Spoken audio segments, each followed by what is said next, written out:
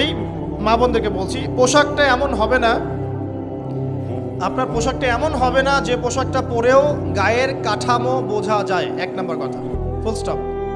এমন বোরখাও চলবে না যে বোরখা পরলে গায়ের কাঠামো দেখা যায়। এটি প্রজেক্টর আছে ওখানে, হয়তো বা দেখতে পারছেন, বুঝাচ্ছি।